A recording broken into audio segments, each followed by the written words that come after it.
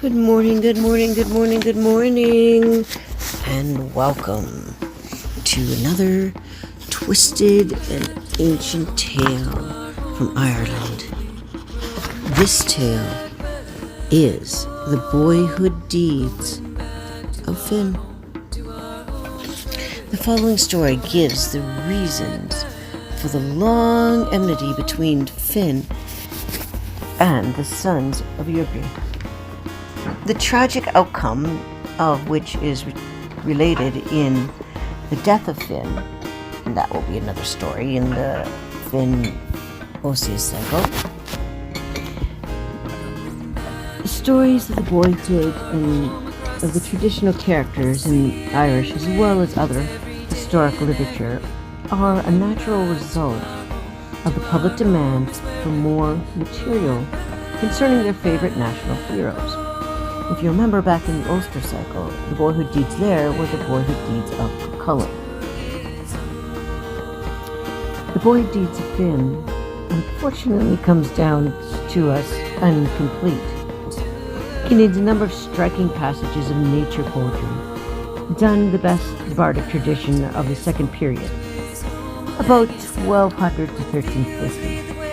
As yet unmarred by the extravagant piling up of the epithets and characterized much of the later Irish poetry. The reader will notice some similarities between this story and the boyhood deeds of Cuchulainn.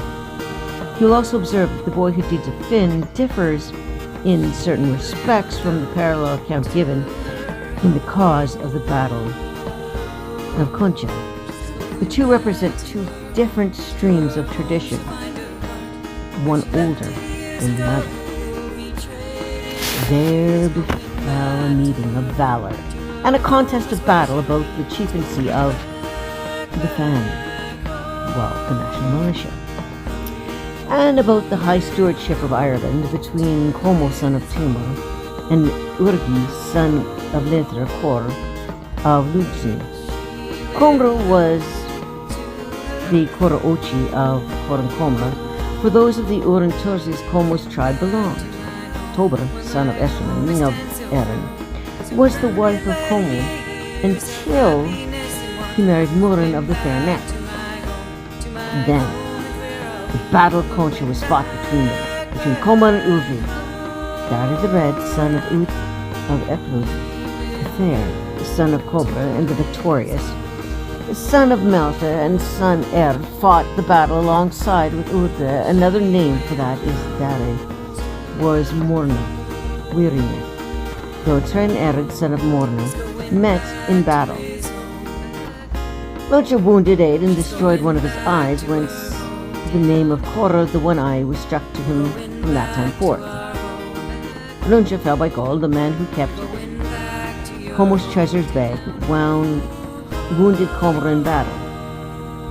Corma fell in the battle of Gormac Mona, who carried off his spoils and, his head. Once there was heraldry feud between Finn MacComra and sons of Morna. Hence sang,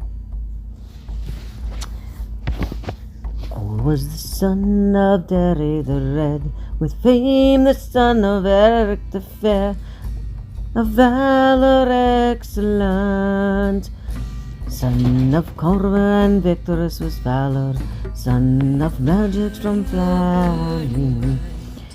Gold slew lost of the 100 in the battle of Contera. Flown to the fair of Paris bright, fell by the son of Morna. By him fell great Corma in the battle of Combra of the host. It is for the chieftaincy of Erin's son that they waged the stout battle. The children of Mono were in the battle, and Log of Tara. Since to them belonged the leadership by side of every various king. Victorious Cornwall had a son, Finn, laddie of weapons hard, Finn and gold, great their fame, mighty they waged war. Afterwards they made the peace, Finn and Gomer of 100 deeds, until Banham Samna fell about the peak of Taraluntra. I was the name of the son of Dai, until untured with glory wound, since the fierce lance had wounded him, therefore he was called Gold. Now, Conall left his wife Murin pregnant, and she brought forth a son, whose name of Damin was given. Then MacConnell borrowed with the Druids, and the Grey One later, Lothar, came to Moray, and carried away the boy, for his mother durst not let him be with her. Moran afterwards stepped with Coro Redhand, king of Lanthro, saying, Finn, son of Galor. Both, however, and the Grey One and the boy went into the forest of Sarabruma. There the boy was secretly reared. That was indeed necessary, for many a sturdy steward, youth, and many a venomous hostile warrior, an angry fierce champion of warriors, and Lugra of sons of Morla were lying in wait for that boy. And, for Tusta, the son of Coma, in that manner then, whose 2 women warriors reared him for a long time. Then, at the end of 6 years, his mother came to visit her son, for she had been told that he was in that place, and besides, she was afraid of the sons of Morna for. However, she passed from one wilderness to another until she reached the forest of Sabruma. She found the hanging booth and the boys asleep in it, and then she lifted the boy to her bosom and pressed him to her, and she pregnant at the time. It was then she made the preponderance folding her son. Sleep in peaceful slumber, etc. Thereupon the woman bade farewell to the women warriors and told them to take charge of the boy till she should be fit to be a fighter. And so the boy grew up till he was able to hunt. On a certain day, the boy went out alone and saw ducks upon the lake. He sent a shot among them, which cut off the feathers and wings of one, so that the chance fell upon her. And then he seized her and took her with him to the hunting booth. And that was Finn's first chase. Later he went with certain Kurds, men of art, to flee from the sons of Mona. And with them about Kota, these were their names: Ruth and Rothra and Riga and Macfia and Tamara and Opal of Rogan. There the surly came upon them, and therefrom he became Scaled Hand, whence he used to be called Deme the Bald. At that time there was a robber in Leinster, Fakal son of Coldud. Then in Fergal came upon the Kurds and killed them all, save Demi alone. After that he was a fiscal son of Colna. In his house in Sikan Umbra, the 2 women warriors came southwards to the house of Fishka, the son of Comer, in search of Demi, and he was given to them. And then they took with him the south of Simblegrummer. One day he went out alone until he reached Macleaf, and a certain stronghold there he saw the youths playing hurley upon the green of the stronghold. He went to contend in running in hurling with them. He came again the next day, and they put 1/4 of their number against him, and again they came with 1/3 their number against him. However, at last they all went against him, and he won his game from them all. "What is the name?" they said. "Damon," he said. The youths took that to the chief of the stronghold. "Then kill him, if you know how to do it, if you are able to," he said. We should not be able to do anything to him, they said. Did he tell you his name? Asked the king. He said that his name was Damon. Well, what does he look like? He said. Shapely, fair youth. Then Damon shall be named Finn, the fair, he said, whence the youths used to call him Finn. He came to him the next day, and they went with him to their game, and all together they threw their hurleys at him, and turned among them, and threw 7 of them on the ground. He went from them to the forest of Sembarumda. Then, at the end of a week, he came back to the stronghold. The youths were swimming in the lake that was close by. The youths challenged him to come and try to drown them. Thereupon he, jumped into the lake and drowned 9 of them. After he went to Sembarumda. Who drowned the youths? Everybody asked. Finn, they said. So henceforth the name Finn stuck to him. Once he went forth across Simbama, and the 2 women warriors together with him, when a fleet herd of wild deer was seen on them at the ridge of the mountain. Alas, said the 2 old women, that we cannot get a hold of one of those. I can, said Finn. And he dashed upon them, laying hold of the 2 bucks among them, and brought them with him to their hunting booth. After that he would hunt for them consistently. Go from us now, lad, the woman warrior said to him, for the sons of Mona are wanting to kill thee. Alone he went from them until he reached Loch Linnhe above Lunster, and there he took military service with the king of Balndre. At the place he did not make himself known, however, that there was not time a hunter his equals. Thus said the king to him, if Como had left a son, one would think thou wast he. However, we've not heard of his leaving a son, except Tosa of Como, and he is in military service with the king of Scotland. Later he bid farewell to the king and went from them to Carbage, which the day is called Kerry, where he took the military service with the king of the land. Then, on a certain day, the king came to play chess. He was prompted by Finn and won 7 games, one after the other. Who art thou? Said the king. The son of a peasant of Lomrotara, he said. No, thou art the son whom the Murin bore to Comro. Stay here no longer, lest thou be slain whilst under my protection. Then he went forth to Colin of Ulanconwa to the house of Lothran, a chief smith. And he had a beautiful daughter, Cor by the name. Well, she fell in love with the youth. I shall give thee my daughter, though I know not whom thou art. Thereupon the girl slept with the youth. Make spears for him, said the youth and smith. Oh, make spears for me, said the youth to the smith. So Lochlan made 2 spears for him, and he bade farewell to Lochlan and went away. My boy, said Lochlan, do not go upon the road on which is the sow called Buru.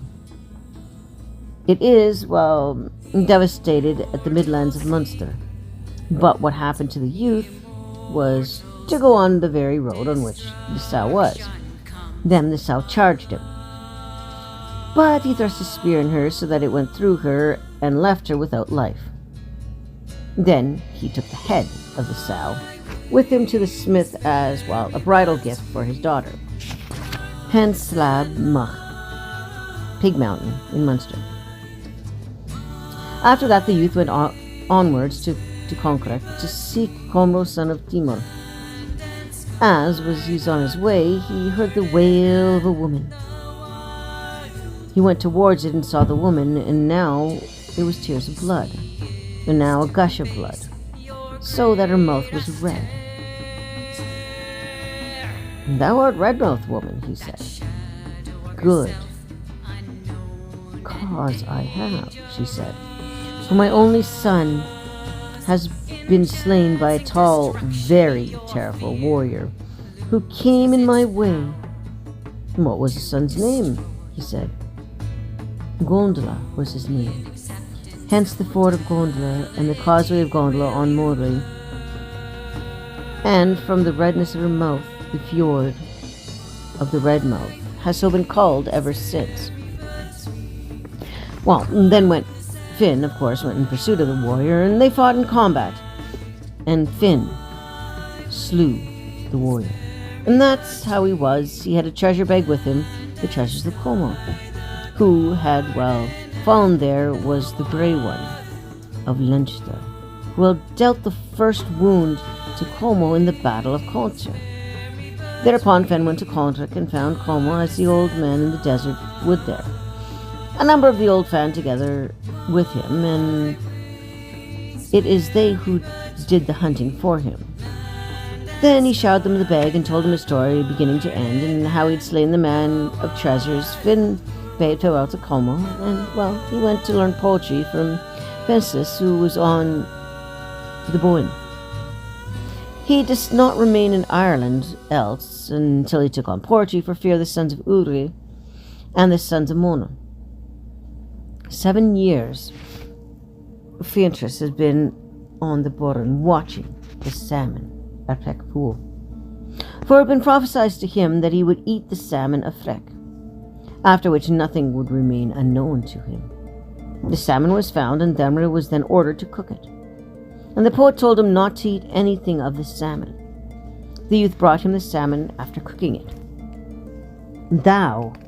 Hast thou eaten any of the salmon, my lad? Said the poet. No, but I burned my thumb and put it into my mouth afterwards. What is thy name? He said. Damon, said the youth. Finn is thy name, my lad, said he, and to thee was a salmon given to be eaten, and indeed thou art Finn. Thereupon the youth ate salmon. It is that which gave the knowledge to Finn, so that whenever he put his thumb into his mouth and sang, though Tinam Laden, apparently a magic formula,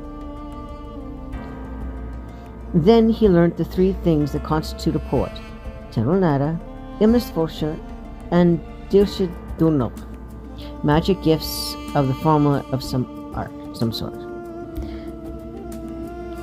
It is that Finn made this lay to prove his poetry. Mayday, 7 seasons suppressing splendor in color then, blackbirds sing, full lay is their slender shaft of day. The dusk-cooed cuckoo calls aloud, welcome, splendid summer. The bitterness of bad winter is past, and the boughs of the wood are a thicket. Summer cuts the river down, and swiftest herd horses seeks the pool. The long hair of heather outspread the soft white dog-brown grows. Panic startles the heart of the deer. The smooth sea runs a spice season when the ocean sinks asleep. Blossom covers the world. Bees with purity strength carry a goodly burden, and the harvest of bosoms upon the mountainside kin take with them mud, and make out its meal. The harp of the forest sounds music, the sail gathers perfect peace. Color is settled on every height. Haze on the lakeful waters, and corner crick and the strenuous bard discourse the lofty virgin waterfall. Sings welcome to the pool. The talk of the rushes is come. Like swallows dart aloft, loud melody reaches the hill, and soft, rich, massed buds the scuttering quagmire recesses. The peat bog it is in the raven's coat, the loud cuckoo birds welcome. The speckled fish leaps strong. This is the bound of the swift warrior. Man flourishes. The maiden buds in her fair, strong pride. Perfect each forest from the top to the ground. Perfect each great, stressy plain. Delightful is the season's splendor. Rough winter has gone. White is every fitful wood, and joyous peace in the summer. A flock of birds settles in the mists of meadows. The green field rustles, within is bawling white stream. A wild longing is on you to race horses. The ranked host range around. A bright shaft has been shot into the land, so that the water flag is gold beneath it. The timorous, tiny, persistent little fellow sings at the top of his voice. The lark sings clear tidings, suppressing Mayday of delicate colors. However, Finn went to Catherine, son of Finn, further to learn poetry from him. And at that time, there's a very beautiful maiden, Briella, that is to say, in the fairy knoll of Brielle. The name of the maiden was Elle. The men of Ireland were at a feud about the maiden. One man after another went to woo her. And every year on Simonius, the wooing used to take place, for the ferrymen of Ireland were always open about Simonius, for on Simonius nothing could ever be hidden in the ferrylands. To each man that went to woo her, thus this used to happen. One of his people was slain. This was done to mark the occasion, nor was it ever found out who did it. Like everybody else, the poet Cresson went to woo the maiden. However, Finn did not like the poets going on that errand. As they went the wooing, they formed themselves into 3 bands. There was 9 in each. As they went towards the ferryman, a man of their people was slain between them. And again, it was not known who had slain them. Otra the poet was the name of the man that was slain there. Hence, Fierce Oscar, the grave of Oscar in combat. Thereupon they separated, and Finn went with them. However, Finn thought that the grievance and a great distance. He went until he came to the house of the champion fiscal Mac Coleman and at Saint-Remarque, and it was there the dwelling that this came to him. To him then Finn was made his compliment and told him how the man had been slain among them in the ferry mound. Fiscal told him to go sit down by the 2 paps of Anu behind the lunch chair. So he went and sat between the 2 strongholds which are between the paps of Anu. Now, when Finn was there between them and Simonius night, he saw the 2 ferry mounds open around him. Even the 2 strongholds and the ramparts have vanished before him. And he saw a great fire in either of the strongholds, and heard a voice from one of them which said, "Is your sweet root good?" "Good indeed," said a voice in the other ferry mound. Question: shall anything be taken from us to you? If that be given to us, something will be given to you in return. While Finn was there, he saw a man coming out of the ferry mound, and kneading through was a hand of a pig upon it, and a cooked calf, and a bunch of wild garlic upon it. The time was Simonius. The man came past Finn to reach the other ferry mound. Finn made a cast with a spear of Finn McCaution, and he hurled it southwards from him towards Saint-Remarque. Then said Finn, "If the spear should reach any of us, may he escape alive from it. I think this is revenge for my comrade." That passed forthwith, he heard the lament in a great wail, saying, "On the borough by the sharp-pointed spear, Frida's son has fallen. By the spear of Fiscal, Finn has slain him." Then Fiscal came to Finn, and was at the 2 paps of Anu. Fiscal asked him whom he had slain. "I know not," said Finn, "whether any good has come from the cast which I have thrown." "'Tis likely indeed," said Fiscal, "that someone has been slain. It seems to me that thou dost not do it tonight, thou wilt not do it by the end of another year." However, Finn said that he had sent the cast that it seemed likely to him that he had reached someone, and he heard a great wailing in the ferry mound, saying, "Venom is the spear, and venomous is he whose it is, venomous whoever threw it, venom for him whom it laid low." Outside the ferry mound of Corabel Anna seized a woman and pledged for his spear. The woman promised to send out the spear if he released her. Finn let the weapon from him into the knoll, and then he went into the knoll. The woman said, "Venom is the spear, and venom is the hand that threw it. If it is not cast out of the knoll, a murrain will seize the land." And thereupon the spear was thrown out, and Finn took it with him where Fiscal was. "Well," said Fiscal, "keep the spear with which thou hast done the famous deed." Then Fiscal said the accusation for which taught him, since the man had been slain, who killed Finn his comrade. "For whom hast thou slain here?" he said. "'Tis he who used to kill every man that came to woo the maiden, because it is he who loved the maiden." Thereupon Finn and Fiscal went onward. Now Fiscal had a thrust with Finn and Ubra. Then he said to Finn that they should go home, since their business was finished. "Let me go with thee," Finn said.